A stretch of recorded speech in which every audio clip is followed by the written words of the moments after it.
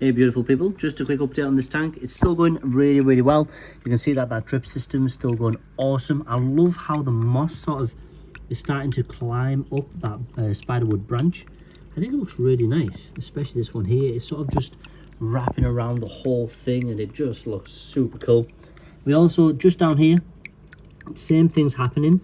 Now I have forgotten the name of this plant that I'm using or was using. I tell you what, I might have it, just bear with me. Because I think I put it here, so aha, I do have it. This is what I used. So this plant here, this is the Latin name, Arium.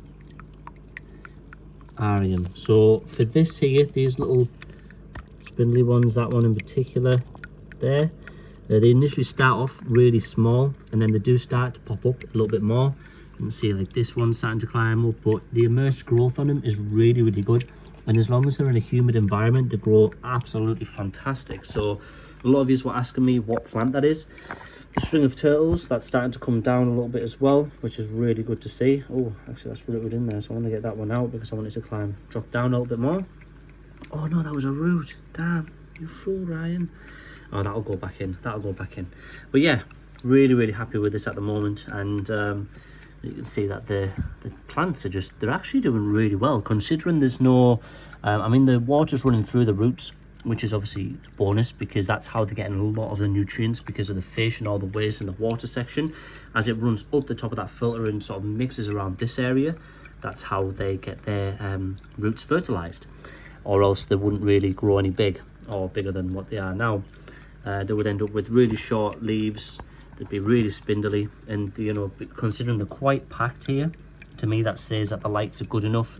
The taller the stem between each node says that the light's poor. So you can see here, that node there, or that breaking point up to that one, is quite tall there, and then the next one's short, super short, and that's because obviously when it got to that point, there was enough light up that section. So a little bit of terrible info for you there, or boring info, if that's what you're here today for. I can see one of the geckos behind the back there, but I don't think you'll be able to see it yourselves. Can you see it? Its head, its eye there. No, there it is. You can see its eye going up slightly in the background. There we go. So that's it, just at the back there, just chilling.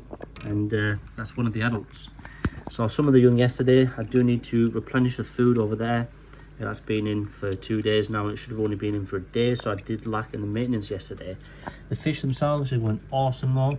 We'll be taking some of these floating plants out. They don't do as good as the dart frog tank, I've noticed.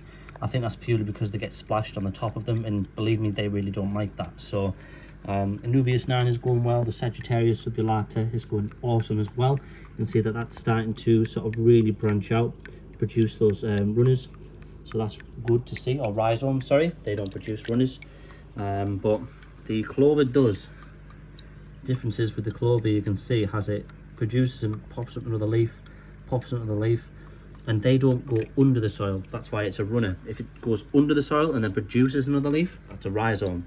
So those are runners, those ones are rhizomes. But yeah, hopefully you like this anyway. Really nice to see that it's coming on, and hopefully you guys like it too. And we'll have an update on this tank. We'll have another big update on this tank probably in a month or two, once it's in the animal room, the new animal room, and I get to update everything else on that channel.